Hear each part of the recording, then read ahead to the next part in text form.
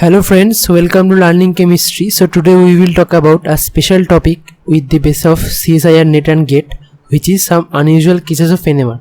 So in this video I will discuss some NMR problems, actually some molecules through which you can learn some unusual cases or some unusual examples, which is very important in respect to the CSIR NET and GATE.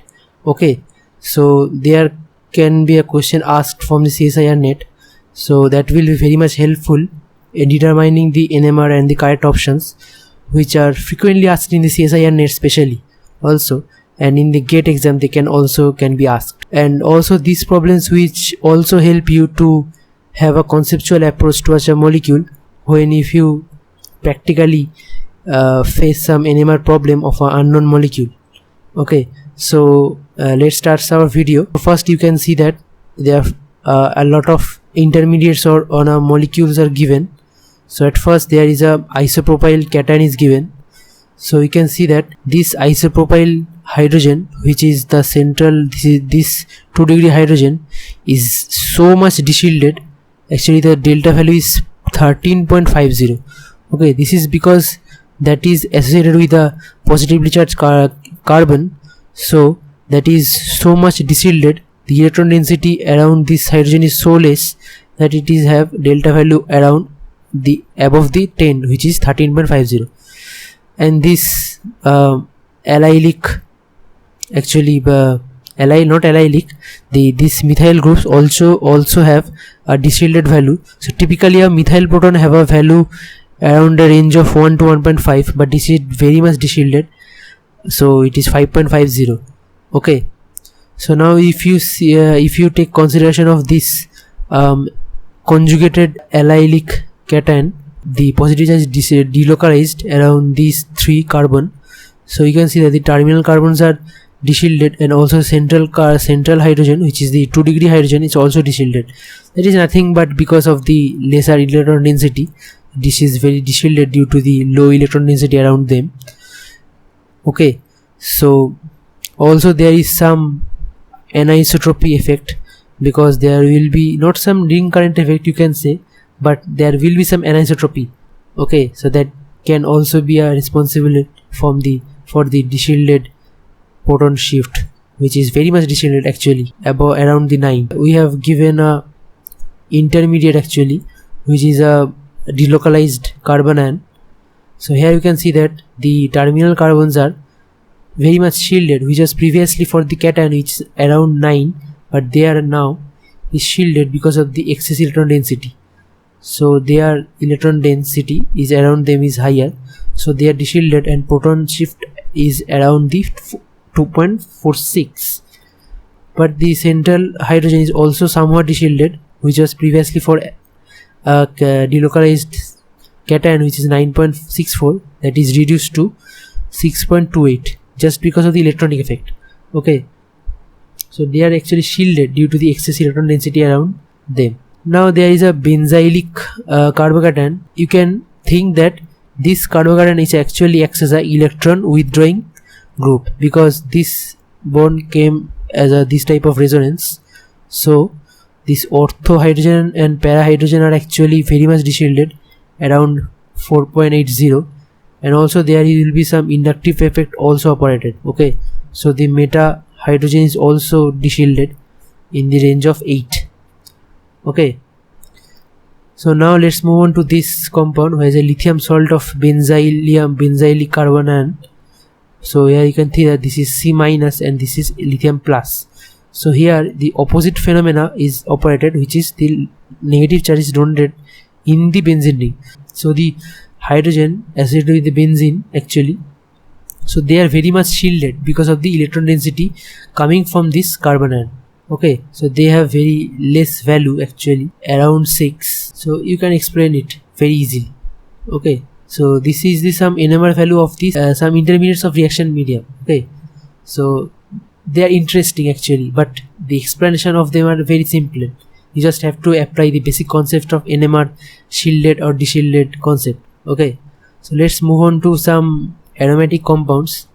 So here you know that this is a cyclopropane ring, but there is a positive charge, so you can know that there is a 2 pi electron system actually. So this is aromatic actually. So this hydrogen actually have a delta value of 10.3.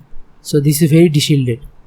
Now we can think that this is a pi deficient ring because there is 3 carbon and 2 pi electron. So benzene is the ideal case. This is where there is 6 carbon and 6 pi electron. Okay, so actually value is 1, but this is a pi deficient, actually electron deficient aromatic ring because there is 2 pi electron and 3 carbon. So this is actually electron deficient. So due to this deficiency, the delta value of this hydrogen is actually very much deshielded. It should be deshielded due to this ring current effect, but they are further deshielded due to this electron deficient aromatic ring. So now we can take consider of this cyclopentadienyl anion. You know that there is 5 pi electron was there and plus an anion. So this is also 6 pi electron system, but there is 6 electron but 5 carbon. So this is actually greater than 1. Okay, so the electron density is very much higher than benzene and also than cyclopropane cation. That is why this hydrogen is actually shielded, because that is associated with the electron rich system, so which actually shielded the external magnetic field. So actually this shielded proton have a very less value that should have been the value of aromatic compound, which is here the 7.25. so it is less than that. Now in a tropylium cation there is 6 pi electron, you know that, but there is 7 carbon, so which is also less than 1. That is why this hydrogen is actually deshielded than the benzene, what it should be, because that is associated with the electron deficient aromatic ring, or you can say the electron deficient system. So this is actually deshielded, so the delta value is increasing, which is around 9. So let's move on to an interesting phenomena, which is a steric compression. So here we can see that this is 2 type similar cyclohexane molecule is given, where this hydrogen delta value has been compared.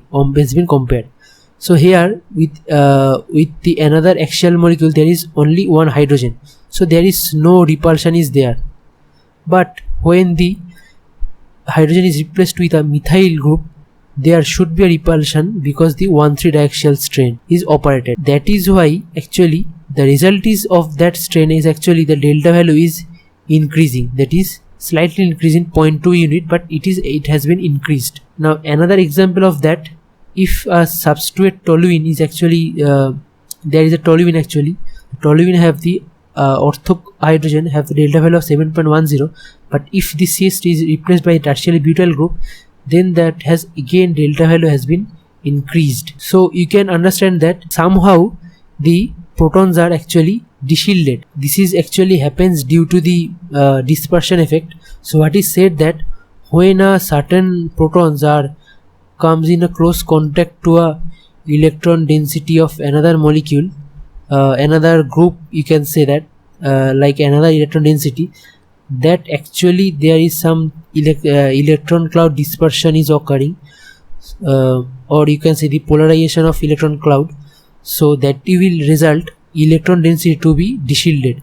So electron clouds around that proton or around that environment is actually deshielded actually. That is why the delta value actually increases. This is a phenomena which is expressed as a steric compression. So now we will next discuss about some different diastereomer of a certain molecule and how they can be distinguished. So you can visualize all the 3 molecule that they have a similar chemical formula, but they have a different stereochemistry. Here all the phenyl and this tritium are all trans. There is some all trans and cis, and there is again another geometry of a trans. Okay, so let's discuss one by one how they can be actually distinguished by the NMR spectroscopy. So here you can see that this hydrogen molecule actually, this hydrogen, both are actually symmetrical. So this is actually delta value of 7.30. Now if you see this actually this hydrogen and this hydrogen, you can see that they are actually not similar actually, because obviously one fact is that there is a chlorine, there is a bromine, but apart from that they have actually different chemical environment.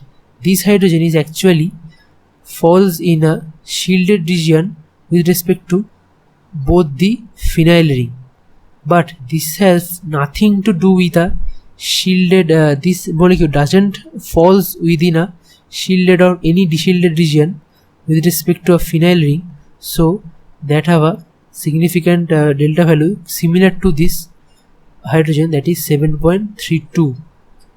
Now in this case both the hydrogens are again symmetrical, but both the hydrogens falls in the shielded zone of shielded zone of phenyl ring. Okay, so the delta value is very much decreases, but from here they are actually resides in the deshielded region far from this, but this proton is in the shielded region, so the delta value is decreasing, but there is delta value is increasing. And from here both the proton, you can say, they are in the deshielded region, so they have the 7.30 value, and they are also both are identical. So by this type of analysis you can actually distinguish what types of your molecule have been formed and what is the stereochemistry of it, so you can predict from the NMR value actually. Okay, so next move on to another example. So here you can see that this is there is a three types of diastereomer is here. One is a ZZ type, one is a EZ type, one is a EE type. So what is the difference between them? So we can see that here this proton is have, so the box proton we have to consider, that will explain the stereochemistry. Actually the stereochemistry will affect those protons significantly. Okay, so you can see that this is the proton where the delta value is around 7.8, around 8 you can say, and this is again around 8, and they are actually identical, those two proton. Okay, so now if you compare this with this proton here, so here you can say this value has been decreases and this value have been severely increases. So what happens, what is the reason? Actually these two proton actually falls within a deshielded range of this carbonyl actually. Okay, so their delta value have been increased significantly. Okay, and both this proton is also there falls in the deshielded region of this carbonyl, so they are increased from this vinyl carbon, what should be the vinyl proton shift actually. Okay, so they have high value of 7.87, but in this diastereomer what happens, this hydrogen is far from any shielded or deshielded region. Okay, so they have the usual vinylic proton shift, but this hydrogen falls both the carbonyls deshielded region, so that have a significantly high delta value which is 8.20. okay, for this molecule. And again in the third diastereomer this hydrogen is fall within the deshielded region of this carbonyl, and this hydrogen fall in the deshielded region of this carbonyl, so they have a mid-range shield value, mid-range del value which is 7.30 both for the both proton. So I hope you have understood the what I said, the logic about the reason for the decrease or increase of the your delta value. So let's take another example, which is the last example of this kind. So here you can see that there is a two substitute type of phenanthrene.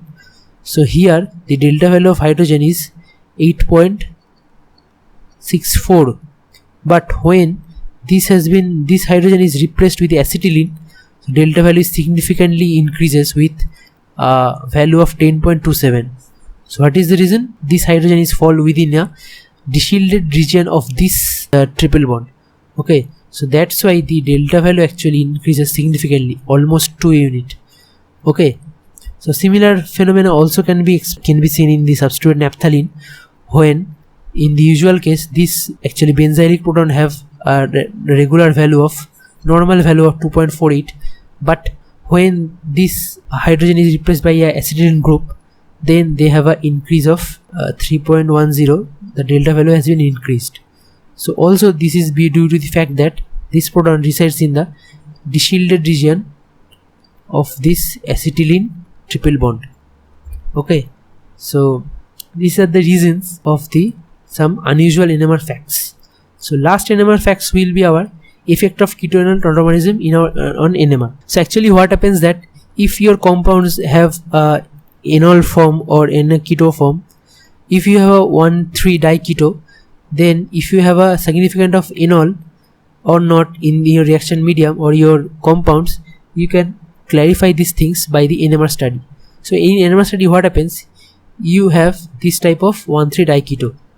Okay, so there should be this type of usual delta value for this active methylene group, which is alpha to the both the carbonyl, so that have a value of 4.46, and that is a alpha to the carbonyl which should have the 2.16 delta value. That is the usual thing. But if you perform the NMR study of this compound, then if you have a additional NMR delta value of these two delta value, you will observe in the NMR spectroscopy data.